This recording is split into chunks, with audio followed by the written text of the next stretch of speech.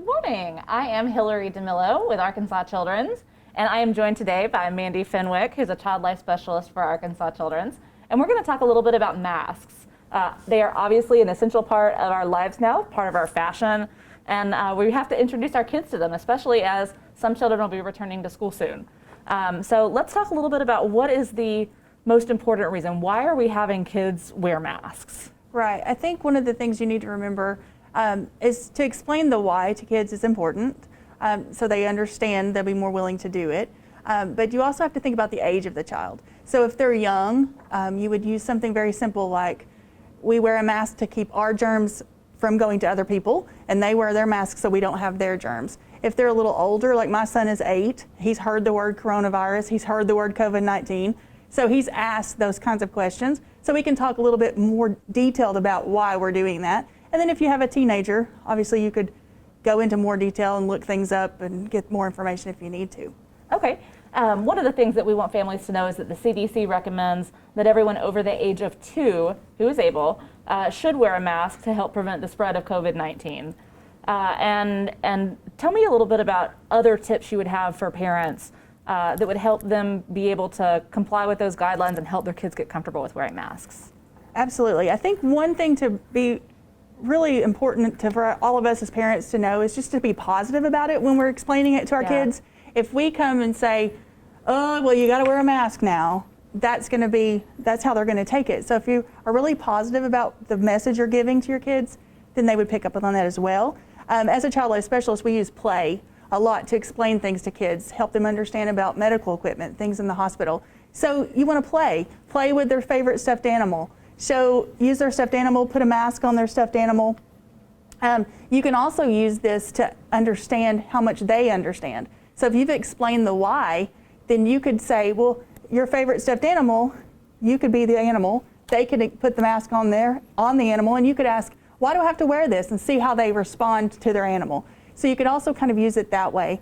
You could also play games, make it fun. So as a parent, I could put my mask on. I could ask my child, can you tell if I'm smiling?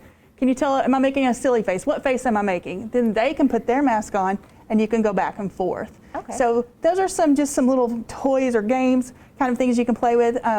You could also look up pictures of other kids online. So kids wearing masks, show them that other kids are doing it as well.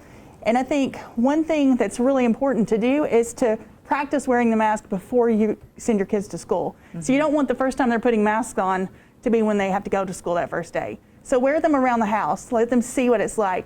You can kind of pick up on if it's bothering their ears. So maybe you need to create some sort of band to kind of keep it off of their ears. So you can look at it that way and just get them more excited about it. Mm-hmm. I think that's one thing. So is it also important then to kind of talk to people that are in your bubble about why it's important to be positive about masks? You mentioned kind of modeling there for a second and how important that is with adults.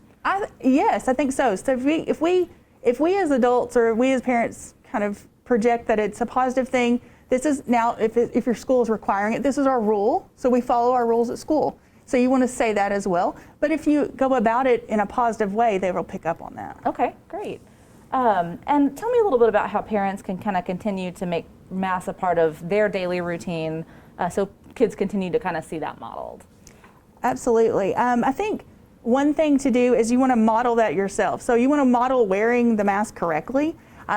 A lot of kids will, and I've seen kids in the hospital, pull it down below their nose. So you want to show them that it has to go above their nose, cover their nose and their mouth for it to work. So you can even talk more about that. Like if you're breathing, germs can come out of your nose just like they can come out of your mouth. So they have to wear their mask up.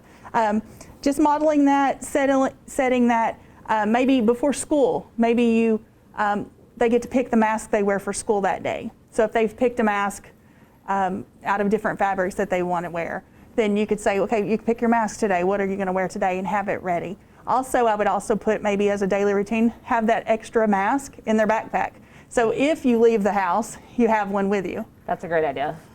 Yeah, absolutely. In addition to mask wearing, talk to me a little bit about the things that we also need to be just kind of covering with kids to really continue to help them understand what's happening during the pandemic and the healthy steps that we can take to keep each other healthy. Right. Obviously hand washing, we've talked about that before. So you want to model that as well. Maybe you make that fun as well. Maybe you go before dinner, you go into the bathroom with your child, you model how to wash your hands together, the 20-second song, sing a song together, make it fun. So hand washing, covering your cough, covering your sneeze, coughing into your elbow, all those things, cleaning surfaces that are touched a lot. So those are all ways we can also. Are there other ways that are important to help set up children for the new school year and for social interactions happening throughout the fall? Trying to help them have conversations with their peers about it, why it's important. So yeah, I think you could, if you just model that behavior, set it up, that it's positive, and then you let them talk about how they feel about things. That's one thing that kids are going to have thoughts and feelings about it. They may be very frustrated about it. They may be mad.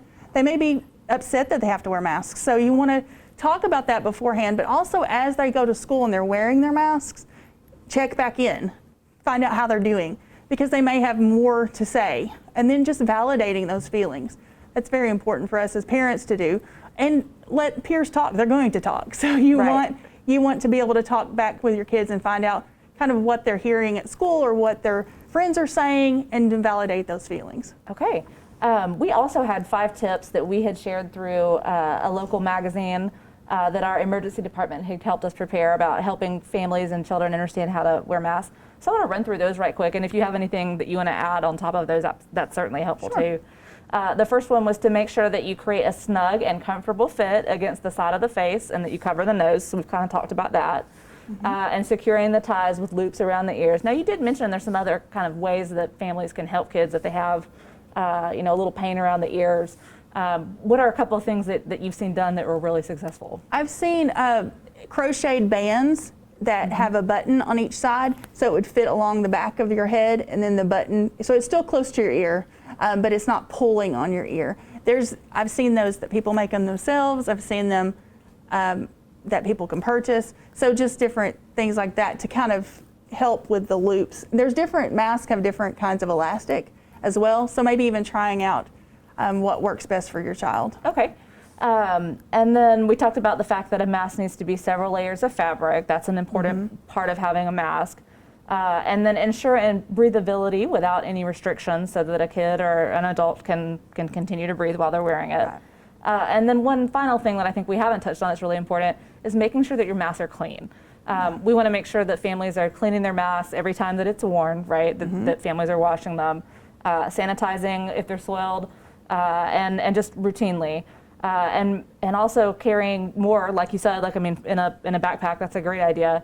Is it important to kind of have them in like a sealable Ziploc bag or somewhere kind of safe to keep them clean? Yes, and that's also another little way you can also involve your kids. So you could do kind of an arts and crafts project with just a lunch sack. So they could decorate it, put stickers on it, whatever you have at home.